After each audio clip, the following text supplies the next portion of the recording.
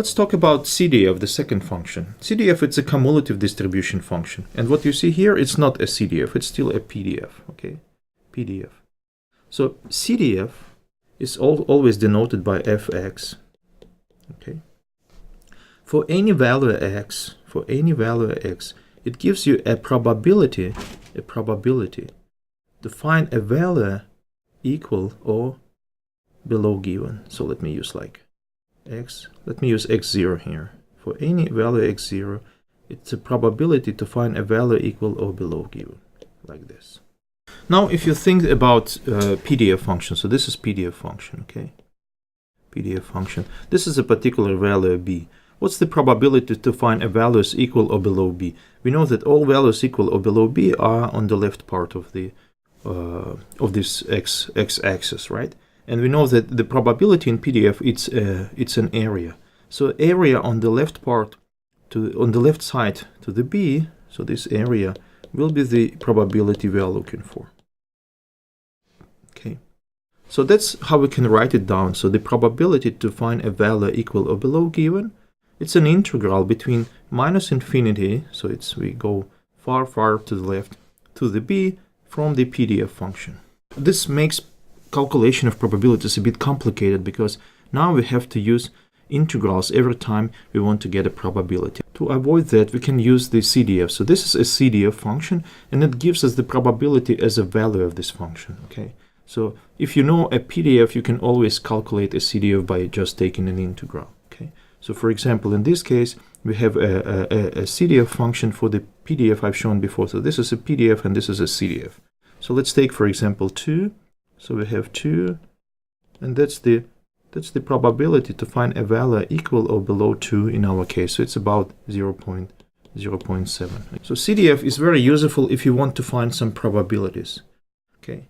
Let's say you want to find a probability that a value is in between. Okay, so for example, what's the probability to get a value between 2 and 4? Okay, so we can find a probability to get a value equal or below 2. Then we can do the same for 4. So this is the probability to get a value equal or below 2, and this is the probability to get a value equal or below 4. So the difference between the probabilities will be what we are looking for. Okay, so we can write it down like P A between A and B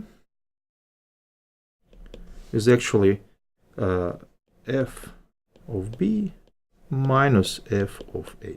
Okay, and now I can show you this intuition in using a PDF function. So if we have a PDF function, okay, looks like this, for example. So we have A here and we have B here.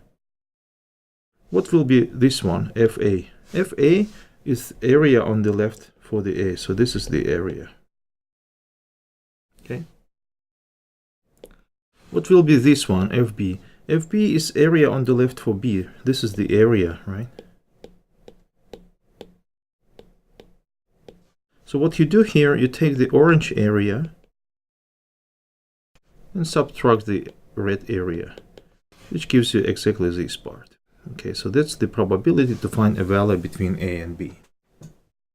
And just to show you once again, this is how CDF and PDF corresponds to each other. So here we have PDF, this is PDF, and this is CDF, and this is CDF.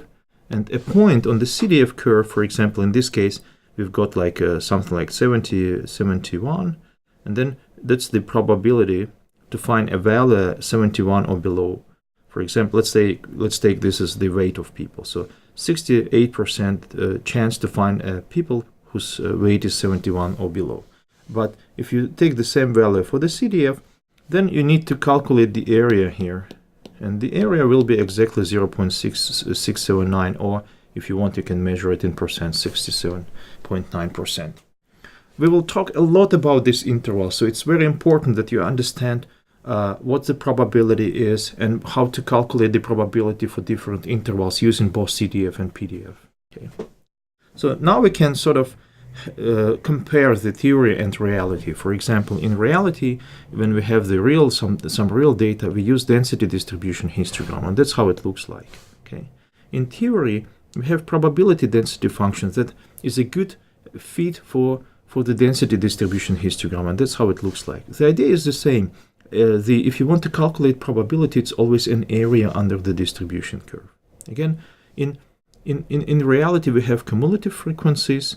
In theory, we have cumulative distribution functions. So that's the cumulative frequencies, and that's the cumulative distribution functions. They again look pretty similar, but in this case, you have like line segments. In this case, you have a smooth curve. Then you also have quantiles and inverse cumulative distribution, which we are going to discuss in a second. Okay.